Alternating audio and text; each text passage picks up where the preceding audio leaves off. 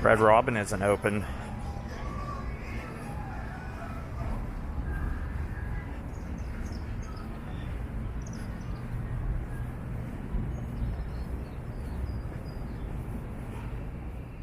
Hello, everybody.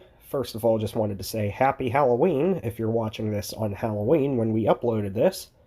Anyway, welcome to my stomping grounds here just east of Pittsburgh, Pennsylvania. We're here in Monroeville at the infamous Monroeville Mall. You may have heard about this mall because of the 1978 George Romero film, Dawn of the Dead. Unlike my other mall videos that I typically do, this one is more of a homage mall to me, and we'll go over some of the history of this place, and I'll be able to tell you a few stories from my childhood and coming to this mall as often as I have over the years. Anyway, this mall opened up in 1969. As you know, it was made famous by the movie in 1978. The mall was over 1,418,000 square feet, making it one of the largest malls in the Pittsburgh area and all of western Pennsylvania for that matter.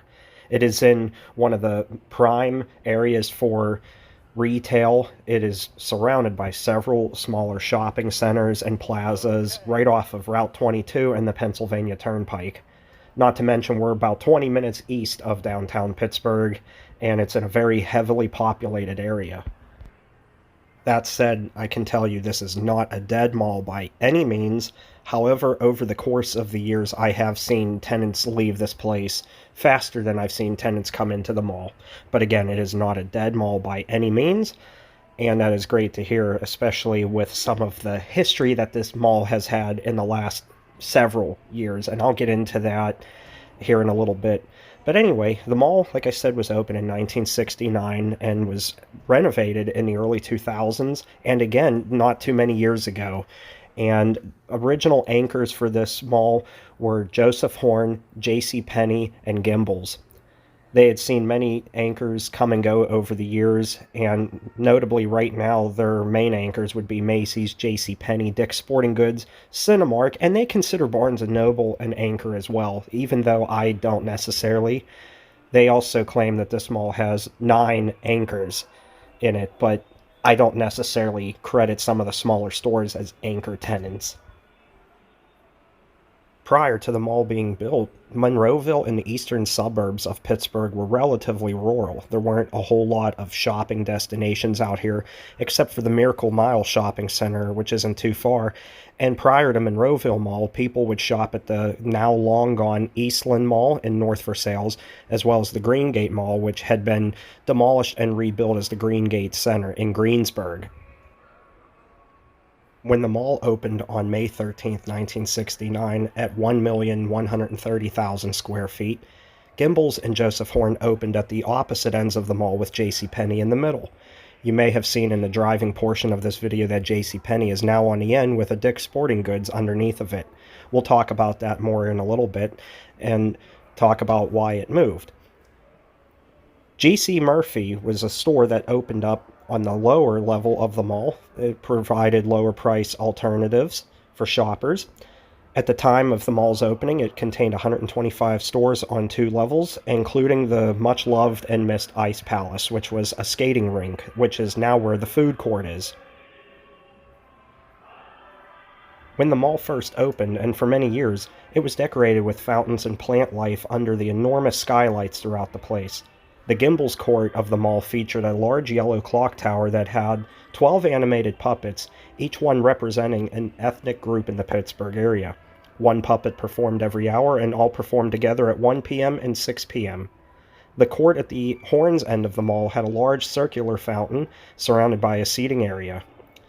Store selection in the mall ranged from high fashion to hardware. There was a bank, several places to eat, pharmacies, pubs, and even a ministry center, as developers had intended on making the mall into an indoor town center for the Monroeville community. Nowadays, you don't have to go very far, as Monroeville has many, many places to eat, especially on the Route 22 stretch and near the mall and around the mall. You'll find just about everything you're looking for out there in terms of restaurants, hardware stores, banks, you name it. Everything is out that direction. And by the way, I was disappointed that the Living Dead Museum was closed because I wanted that Monroeville shirt that you're looking at. So I can only hope next time I stop in there they'll be open so I can purchase that. One thing I do like about the mall is that they are proud of their history. They have pictures in a lot of places here. They pay a lot of respect to the olden days of the mall. And you'll see at the end of the video in the hallway going to the restrooms, they have old posters. I don't want to say movie posters, but newspaper posters advertising the mall and different holidays. And I think you'll enjoy seeing that. The 70s saw the biggest boom for development in Monroeville and around the mall. As I had mentioned, with all the restaurants and retailers in the area, the 70s featured the best expansion for retail in the area. Montgomery Ward opened up a store in the 70s, only to close in the 80s as part of a restructuring plan. They also seen the opening of the Greater Pittsburgh Merchandise Mart, which was the predecessor to the much larger Pittsburgh Expo Mart of Monroeville, and it would be a facility for the display of goods by representatives of various manufacturers. It would be replaced by the larger facility in 1981 and redeveloped for the now defunct Borders, which opened in 1993. In 1984, despite a lot of opposition from the local residents, the Ice Palace was replaced by the food court, and in later years, most of the mall's decorative ponds and bridges would be replaced by numerous carts and kiosks. In the early 90s, the distinctive clock tower was dismantled in lieu of a stage, which has since been removed, while the fountain at the opposite end was removed in the early 2000s for a children's play place. The children's play place is themed to Mr. Rogers' Neighborhood. In 2009, the Expo Mart was converted into office space, and a smaller convention center opened along Mall Boulevard, which was the former Wick's Furniture Store. When the mall was purchased by CBL and Associates Properties in the early 2000s, that's when it saw its largest renovation and expansion. They redeveloped an entire entrance area into an 80,000 square foot lifestyle center called The District, which is where we entered the mall. Inside the mall, extensive upgrades to the mall's entrances, restrooms, and common areas were completed with new escalators, lighting fixtures, railings, flooring, and seating among the new amenities. The food court was also extensively renovated, complete with new tables, seating. Likewise, the fountain near the elevator was removed to maximize seating for the food court, and glass elevator itself was refurbished. Unfortunately, in the early 20-teens, more changes happened to the mall for the worse, in my opinion, as they blanded out most of the mall and got rid of the beautiful bridges and fountains and ponds that they had throughout the lower level. The mall featured several koi fish ponds and fountains that really made for a beautiful mall, and I think personally, due to the immaturity of some people, is what kind of led Monroeville Mall to get rid of them. Not to mention, I'm sure it cost a lot of money to feed the fish, and you can just imagine some kids were probably throwing things into the pond, which is just heartbreaking. I had seen it myself a few times and had to yell at a couple people over the course of the years to leave the fish alone. Now, aside from blanding out the mall and getting rid of the koi pond and the fountains, in the early 20-teens, they did add a new wing, which is where the Cinemark Theater is located, and additional inline shops under the development on the former JCPenney site. I find it a tad bit funny that CBL and Associates announced when they were renovating the mall that they were going to include a comprehensive refreshing of the mall's interior, including a new color scheme of muted tones of blue, gray, and brown. The existing lighting will be removed, and new contemporary sconces will brighten the common areas. Sleek stainless steel railings will line the walkways, and in addition, customers will discover new groupings of soft seating designed for relaxing and chatting. Upgrading the restrooms is also on a schedule with new tile, granite, and cherry wood finishes. New furniture and finishes in the food court will reflect the overall contemporary new design. The mall's exterior will also be enhanced with new benches and receptacles. The project is designed to focus on offering shoppers a welcoming, vibrant destination to shop, dine, and spend time with family and friends. Now, to me, that's a bunch of BS because the mall looked far better before the renovations, in my opinion. Were they dated? Sure. But I think that the aesthetics were much nicer than what they did to it in the 2000s. Many people were saddened and disappointed to see that the fish pond were gone, as well as the fountains. But as I had mentioned earlier, there are several reasons that probably contributed to that happening. And let's get real here. I've been coming to this mall since I was a kid. It is definitely not brighter by any means in the mall. It is actually darker inside, especially at nighttime. The upper floor near the J.C. Penney side of the mall is exceptionally dark once it's nighttime out. And years ago, it used to be much brighter. I've seen so many tenants move and relocate in this mall and others leave for good.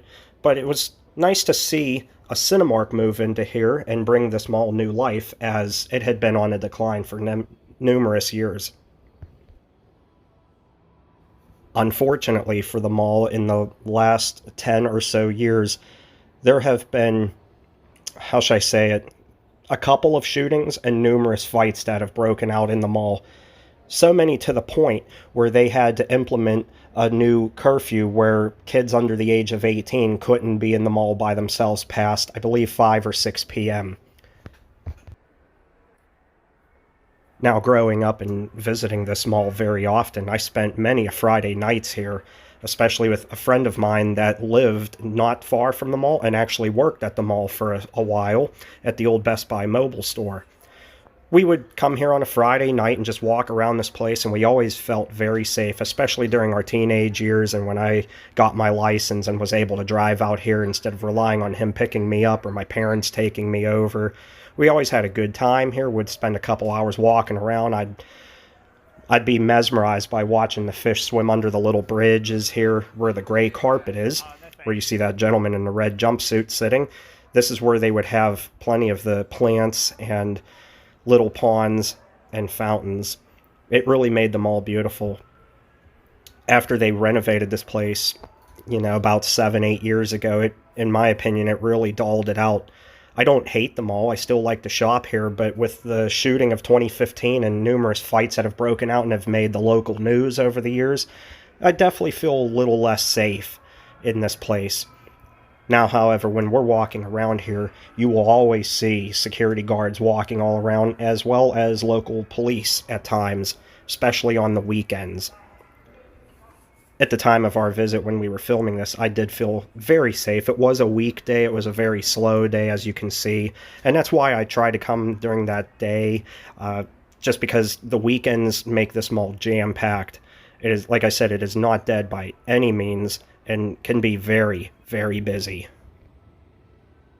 I just want you to take a moment to appreciate this shot here. I just love this one. I don't know really why. There's no rhyme or reason, but I really like that angle of that shot. But anyway, getting back into the history of the mall itself. Dawn of the Dead wasn't the only film to be made here that made this mall famous. Other films and even TV shows that were filmed here didn't take as much of the spotlight as Dawn of the Dead did. Now, actually, that's a pretty famous horror movie from 1978.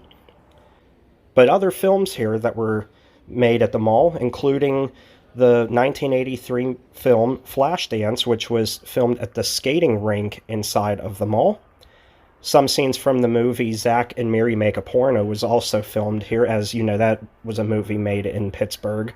And in 1984, the children's fantasy film The Boy Who Loved Trolls was featured a 12-year-old Paul seen wandering through the halls of the mall as shots of many long-gone storefronts such as the Candy Tree are shown. Also, Mr. Rogers' Neighborhood filmed an episode here where Chef Brockett participated in a cake decorating contest that was filmed in the location of the old fountain court at the Monroeville Mall. The Netflix series Mindhunter, one of the entrances at Monroeville Mall, was used as an entrance of the San Francisco International Airport. And in 2021, WWE, World Wrestling Entertainment, pay-per-view WrestleMania Backlash, during a zombie lumberjack match, Monroeville native Corey Graves said that he had flashbacks to the Monroeville Mall, a direct reference to the mall being the filming location of Dawn of the Dead. Also, in Stephen King's 1983 novel Christine, The movie takes place in the fictional suburb of Libertyville, Pennsylvania, which is adjacent to Monroeville. The Monroeville Mall is mentioned repeatedly. And actually, I think I said movie, but I meant in the book itself. Now, getting back into the anchor history of Monroeville Mall. Gimbel's, as I had mentioned, was an original anchor here. They closed in 1986 after years of declining sales, but they didn't stay closed long. It was closed, completely renovated, and expanded into the building's unused third floor before reopening as Kaufmann's.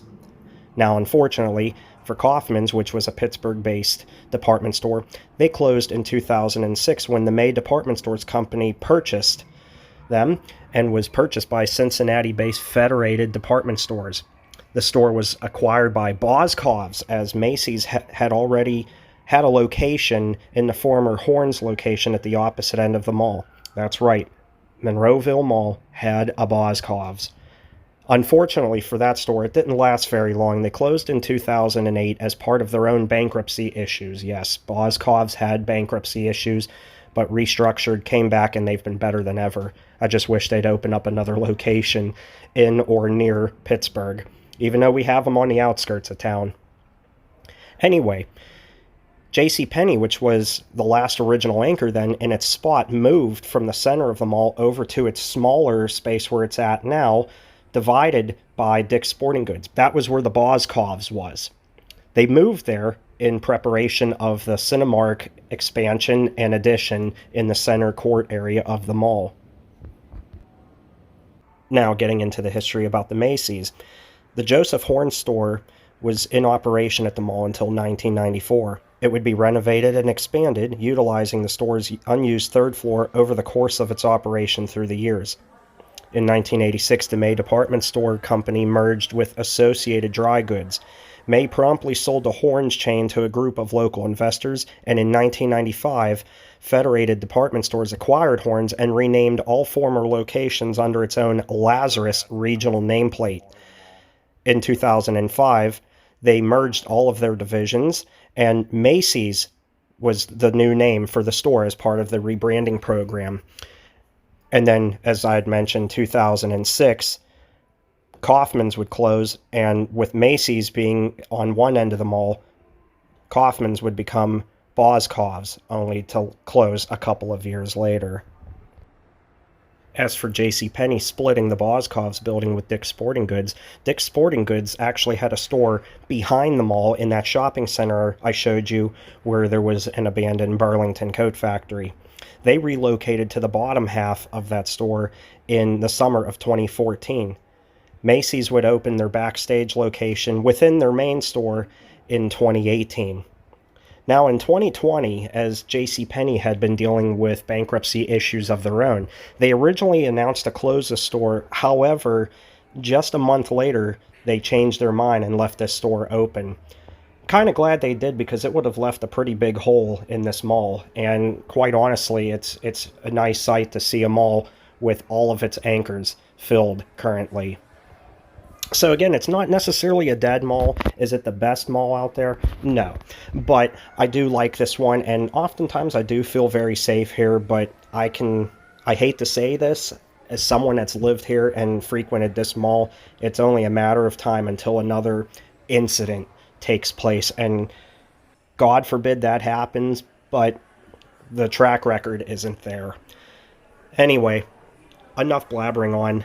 For me, this was a really awesome experience to put one of my local malls on film for you guys. I've never really done any of my local malls like this other than a couple for Christmas time, and I really hope you enjoyed this one. I really love coming out this way, and it makes me nostalgic for my childhood, coming here a lot, especially on Friday nights, hanging out with my friend Dan. And ever since he and his wife got married and moved to Florida, I rarely ever see him anymore. So anytime I come out here, it makes me feel like a teenager again, going into Hot Topic or Spencer's, or giggling at people messing around in the fountain, or even the lady we saw on her cell phone not paying attention walk directly into the fountain and get soaked. She was okay, fortunately, but it was a pretty funny sight. But anyway, it takes me back to my teenage days when I would come here all the time. And well, I'm glad that this mall isn't dead. I'm glad it's hanging on, and I'm glad I was able to bring you guys here and take you for a walk through this place. I thank you very much, and I hope you enjoyed. If you did, make sure you give the video a like, and if you're not a subscriber, you know what to do. And if you enjoy the content that we put together, feel free to go over to our Patreon and help support us. You can do so by contributing as little as $1, and you'll see videos that are exclusive to that, as well as plenty of these mall videos without my commentary, so you can enjoy the natural sounds. Anyway, thanks again for watching. Take care, everybody. Stay awesome, and stay tuned for the wall of posters that you'll see here at the end. Love you all very much. Happy Halloween, and I'll talk to you later. Bye-bye, everybody.